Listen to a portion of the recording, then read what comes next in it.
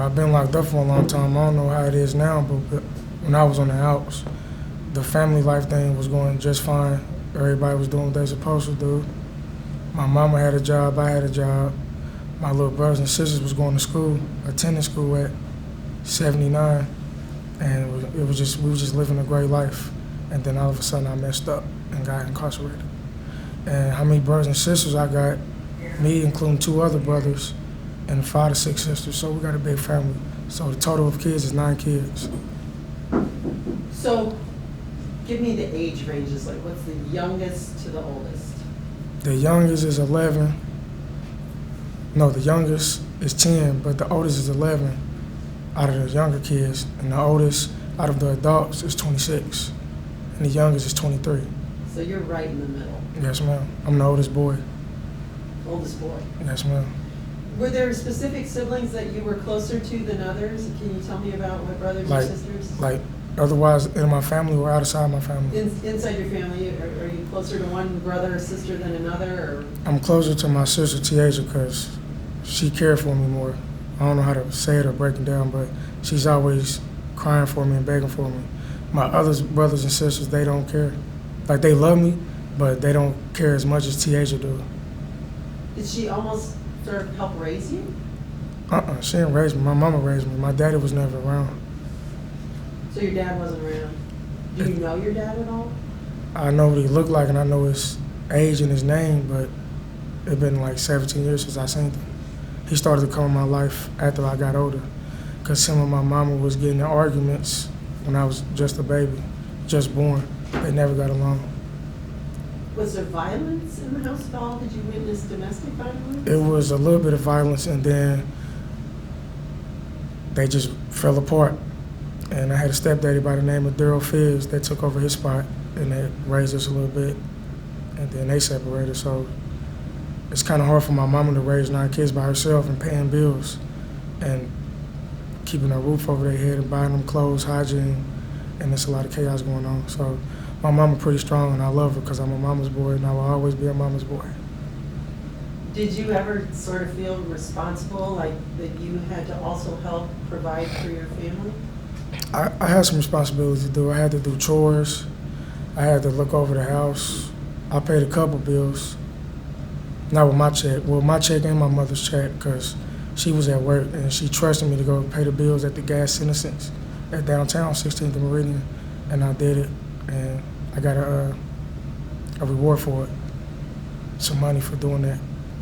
So it sounds like you obviously love your mother.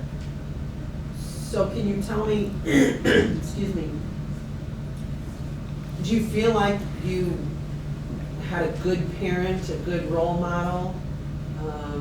Yet on the other end of it, you had a father who wasn't around. So can you tell me about how you feel you were parented from little up? I always ate good when I was born. My mama fed me a lot. And my daddy, I don't know what to say about him because he wasn't around most of the time. My mama basically was there for me. She raised me the right way. It was just, I didn't want to get raised the right way. I was being a hardhead, not listening to her. That's what broke her down and killed her heart, because I let her down. And now she's being strong, like I'm being strong, dealing with the consequence. You do the crime, you do the time. So God put me in this place, knowing for a fact that I can handle it. He just want me to go do some settles, some goals that he know that I can go through in order to achieve what I need to achieve and go home from here. Did you ever feel like there was ever anything said in the house that made you feel bad or caused you to go out and do something wrong? My daddy, he was like, I'm never gonna be nothing, and that just ticked me off. He said I'm gonna either be a jailbird or be dead 6 feet under the ground, and that's what really made me go off. I'm like, if you don't care about me, don't even come around. Why would he say something? I don't know. I guess he had one of his moments, and that's why my mama don't get along with him now. I still love him, but it's just how he think of me. That has to be hard to hear as a child, that your own parent would say you're going to end up as a jailbird or not And he said it as in not trying to put me down, but trying to make me wake up and smell the coffee and realize where I'm going. But I told him, if you go put me down, don't even say nothing, don't even speak. And my mama broke down in tears. And she was like, you gonna make it through life. And if you do get locked up, God's gonna be there for you and guide you the way you need to go. And he's gonna always protect you, no matter what. What about discipline in the house? Was there a lot of discipline, no discipline? What form of discipline? It was some discipline. Like my little brother Trey, he's a knucklehead. He never want to clean up after himself. He always blame me for it and get the bigger brother in trouble while mama's taking care of the small one. And I used to get whoopings, not like abusive whoopings, but like little baby spankings when I was little. And he always get me in trouble. But it's a lot of discipline now. Everybody clean up after themselves, wash dishes, whatever that need to be done, and they don't look done, they go do it. Well, with 9 kids, Yes, ma'am. Somebody got a job to do. So what exactly led you to trouble? I don't know exactly what got you into trouble. What was your first offense? My friends that I call my friends, which is my frenemies, like they two-faced. They be your friend one day, and the next day they'll talk behind your back. I had a lot of those friends that really weren't my friends. And they got me into a game, and I used to be in the game, and it really wasn't what's up. I shouldn't have been in that game, but I thought I was Mr. Tough Guy, so I was gonna fall in and pitch in with them. I wasn't being a leader, I was being a follower instead of a leader. I wasn't thinking with my coping skills. That's what got me here. Gang activity? Yes, ma'am. What gang? KG. Connect game. Connect game. Connect gang? Yes, ma'am. See? Was it, did the cops catch you doing something, or was it just gang affiliation that caused the problem? One of my frenemies, once again, had a Jeep, and it was a hot boy. It was a stolen car, and I'm not gonna put his name out there as business, but we was all riding around, and he had a gun, I had a gun, and my other friend, which is my enemy, had a gun, and he talking about we finna go hit a lick, and I'm like, all right, and I'm not gonna lie, I smoked a blunt, and we all was just potheads. We was high, we wasn't thinking, and all of a sudden the police whipped up on us and told us all to get out the car, and we all got out, and they slammed us in the snow and cuffed us up. Was that your first arrest? And I had a lot of arrests. That ain't my first, it's like my 12th or 13th arrest. Do you remember how old you were when the very first time you got in trouble with the law? Between 12 and 13. Between 12 and 12, 13-ish. a lot of people will always ask us, after so many arrests, how do you not stop? What could have made you stop before you ended up in a place like this? I would say my daddy, but he don't care. My mama tried her hardest, I wasn't listening. So I don't know what could have made me stop. Maybe a good butt whooping or kicking or something. But then nobody put their foot down on me, and I was like, I'm not listening. And that's what got me in here. Does your mom work? Yes, ma'am. She works at Crown Point Plaza downtown at Circle Center Mall as a housekeeper. You were talking about the police catching you and slamming you against the car or whatever. We've had a lot of kids over the years tell us they feel like their neighborhoods are targeted and the cops are just waiting for them to get in trouble and they're always right around the corner. What's your perception of police officers, sort of overall, and the cops that you've come into contact with in your neighborhood? The cops is heavy in my neighborhood out west, and they be ducked off because they know every move, every movement, every time, what time of the day, what day it is, whether it's morning or night. And there's just a lot of chaos going on over there. A lot of drug dealers, crackheads, nerds, it's a lot of stuff. Did you ever feel like you were targeted? At one point in time, I thought that the police was on my back because I used to sell drugs too. And I thought they was on me, but they was on my next door neighbor. He was a drug dealer. And the jump out boys finally caught him, and he done fair time. Do you ever think that these same cops might help you if you were in trouble, or if you went to them with an issue saying you needed help? Do you think that they would be there to help? I really don't talk to the police, but some of them would try to help, but I just move them and be like, just get away from me, because I don't want to be labeled as a snitch. And then somebody might try to kill me. Oh, he talking to the police. No, I wasn't. Pow, I'm dead. So I don't talk to the police really. Do you think they help at all in your neighborhood? I always hear all this about community policing and putting more police on the streets, you know, on foot in neighborhoods. But for somebody who's actually in the neighborhood, does that work? Do they help the community at all? They help it a little bit, but whoever they helping is crackheads. They're not gonna help nobody like random like me or somebody that's educated, because for one, they gonna be like, we don't communicate with y'all. The Stings rather communicate with y'all and tell y'all where all the drug dealers is than us. So it'll mostly be the fiends that'll really get help more than regular people. What do you think their roles should be? Like, what would you like to see them do? What should the police, they be doing? The police, like do something to the neighborhood. They should patrol the neighborhood most often. They should get all the drugs off the streets, and they shouldn't just be in our neighborhood. They should be in everybody's neighborhood, because our neighborhood's a crime watch, and it'd be like at least 5-10 police officers in one area. Some on mopeds, some on bicycles, some on motorcycles, cars, on foot, horses. I know, I mean, I'm sure you probably know kids here too, who some kids have been in the foster care system, some kids have gone through abuse and neglect. Were you ever in the child welfare system at all prior to being in? Do you remember? I went to 2 placements. It was called Valley Vista, a therapeutic center in Greenwood, and I went to Daymore Academy, which is in Kentucky Avenue. I've been there for 6 months, and I've been at Valley Vista for like 10 and a half months. And to be exact, altogether, I've been locked up for at least 2 to 3 years. Do you remember how old you were when you were in those placements? I was like 17. I just turned 17 when I was in Valley Vista.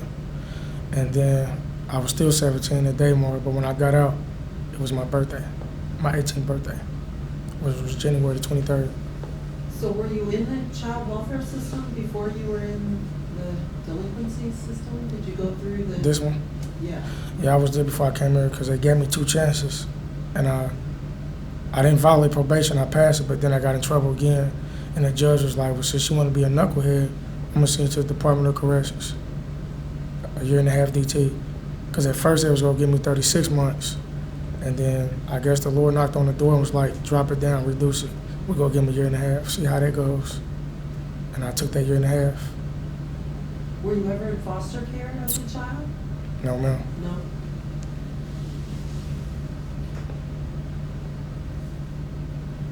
So you, with this placement, you were in 2 placements before you came here to juvenile prison.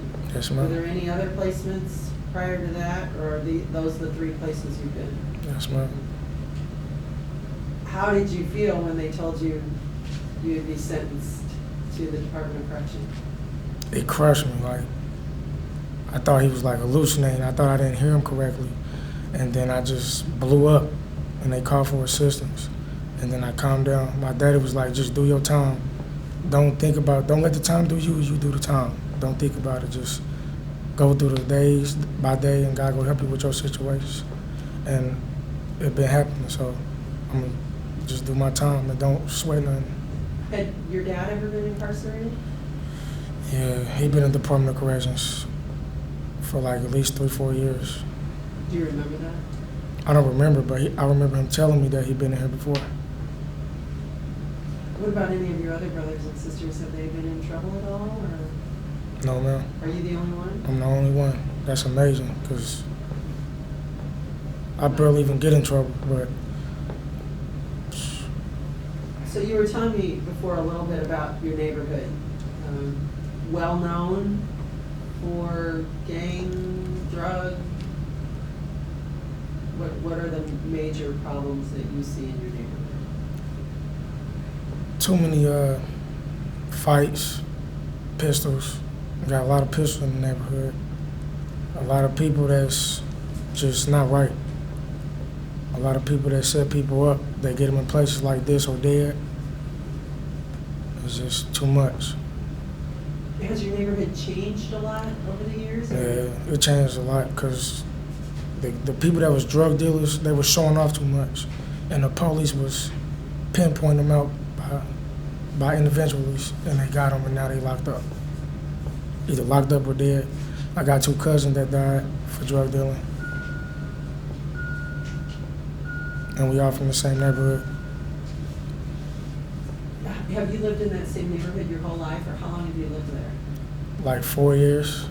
We started off on the east side by 34th Street by the fairgrounds, and that neighborhood was worse. So we left from there and went to the west side by the Crown Hill Cemetery, and I basically grew up over there as a young kid. Were there, any places that you felt you could go, that you liked to go in your neighborhood? Was there anything for kids to do? We had the Children's Museum on 30th Illinois, and I used to love that place, and I still do. I don't care how old I get, I'm gonna still go there. We got a park called Targeting Park on 39th in Illinois. Play football, basketball. I used to be in the Pals Club. And that's really it. Or we'll go downtown to the downtown library. Do you feel like both areas that you grew up in, would you consider them nice areas? Would you consider them, how do you think other people look at your areas? They was nice areas to begin with, and then it just got rough. Like, it was literally an area where, like trash, people just throw things on the ground, don't care. Well, since this the ghetto, we go treat it like it's the ghetto. They never clean. And they had volunteers, community service. They had young kids clean up the environment, and they still doing that to this day. Which is nice. Yeah. Were there very many job opportunities in those areas? Like, did people, or people you know in your neighborhood, were they able to find jobs nearby? Not like jobs like McDonald's or Rally's or Taco Bell or Charlie's, but like taking out trash, cutting grass, raking leaves, shoveling snow off the sidewalks, them type of jobs. But no realistic jobs.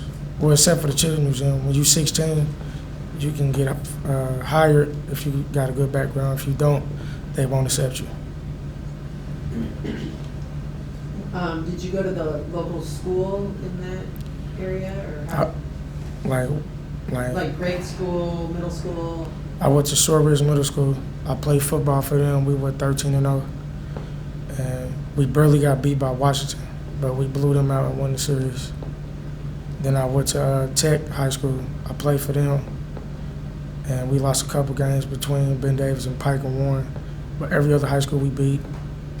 And I went to the elementary, played for Little League, White Comely, School 43 on 40th and Capitol. So the Indianapolis Public Schools, you went to all Indianapolis Public Yes, ma'am. Schools. What were your classes like? What was the school like? The classes was like a lot of class clowns, but they'd do their work. The school was cool. There was a lot of fights and arguments over petty stuff, really. Like, he punched me or he stepped on my shoe type stuff. But other than that, the school was outstanding. Did you feel like you had some pretty good teachers and classmates? I had some cool classmates and some pretty nice teachers. Some was hard, some was easy to get with. Did you like school? I did, but then I was like, screw school. I'm gonna just be a streets mind. And ever since then, I've been in the streets. Were there any particular classes that you liked more than others, that you excelled in? I like 3 classes: math, science, and reading. I love to read. Now, social studies, I struggled with that a couple times, but I'm starting to get on pace how to do social studies now. Did you feel like your teachers paid attention to you and did their best to make sure you stayed on track? Some of them, and then the other half would be like, well, since you want to be a street mind thug, let that thug do his work on his own. And then I went to the principal office. I got expelled a couple times for calling the teacher out of her name and telling her she wasn't worth living. And I felt kind of sad after that because she basically helped me going through them school years. And I had a temper tantrum and threw it out on her. And that's what made her not believe in me no more. And it took, my bad, it took her a while to trust in me again. Do you think it's hard for some of those teachers to really give kids the time they need? I know, a lot of kids have some rough issues they're dealing with, and when they get to school, it's hard to study, and do you think that the teachers give kids enough attention? They do. Like they'll do a couple boards on a couple answers on the board, and be like, well, this is the assignment, and I want y'all to stay on task. If y'all don't, y'all gonna fail the test. Some teachers, they'll just throw the paper on your desk and want you to do it on your own. So it all depends what type of teacher you trying to cooperate with. Was there anybody in your particular neighborhood or school or community that you felt was like a role model for you? Can you think As far as a teacher or a counselor or a pastor? Anybody that you looked up to that really thought, that's my role model, I want to be like them?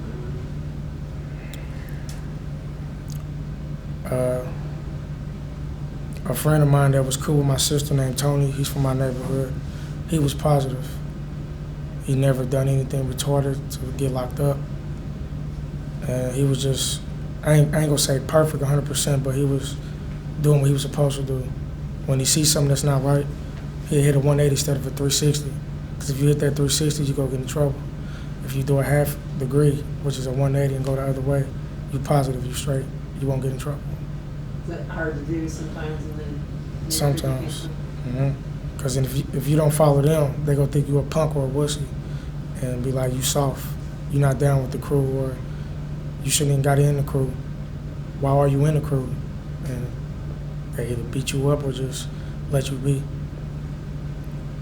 Do you feel like most people kind of left him alone and, didn't fight with him because they respected him? Or? They gave him respect because they knew that he was a bigger person. And he broke it down to him like, I'm not doing what y'all do because it's making our environment hot and y'all hot heads and I'm a cold head, I think. He said that he was a concrete thinker and they was no thinkers. They don't think about their surroundings or situations that can get them in trouble. How do you think you were viewed in the community? Were you always viewed as, the good kid, or were you eventually viewed as a troublemaker? Both. Started out as the good kid? Started out as the good kid, then I got in trouble. And they was like, well, he went from good to being bad, now he's just out of control, he lost his mind. What happened to the Larry Greer that we used to know? They used to play football and go to school instead of sell weed and smoke it and just do dumb things.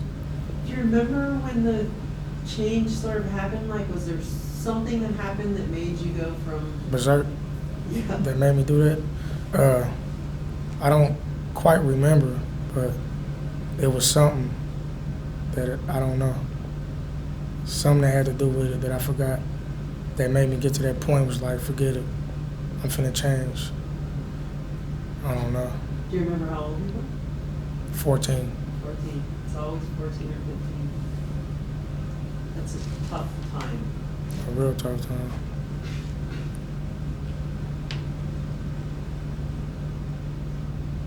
Before you were arrested for your last offense and got here, what were some of the beginning things that you did that would get you in trouble? Was it little things like fighting? Was it Shoplifting, fighting, going bag snatching, following, just things that get you in trouble without you even knowing. and jaywalking. That'll really get you hit. I was doing that a lot of times, and the officer was giving me several chances, and he was like, if I catch you doing this again, you go into juvie. And I did it again, he locked me up, and I went to juvie for about 4 or 5 months, and I got released on electric monitor house arrest, and I aced that and passed it. Did juvie scare you at all? Mm-mm. I ain't gonna lie, my first time, I'm like, what is this place? I never been here, and it kind of touched me, but it didn't. And I was like, well, since it's my first time coming, I'm gonna get used to it. And I kept coming back and forth. I got locked up like 10, 11 times. And then that's when the judge whacked me with that 1.5 DT. You must like it here, don't you, Mr. Greer? I was like, no, sir. And then he said, evidently you do. You going to DLC. And I was like, well. Do you think this is ultimately what has or will change you so when you get out? I can be prepared for the real life. It changed me a little bit, I'm not gonna lie. Like, the Future Soldier program helped me out a lot. GP did too, but it was too much going on. GP, general population. General population. And so I decided to step it up and move forward and see a new life. And I did what I was supposed to do in 14, got my fatigue, and now I'm doing what I'm supposed to be doing. GP wasn't rough, but at the same time it was. I just wanted to see new faces, new instructors, PT a lot, and get stronger. Stronger minded than as in talking strong out your mouth.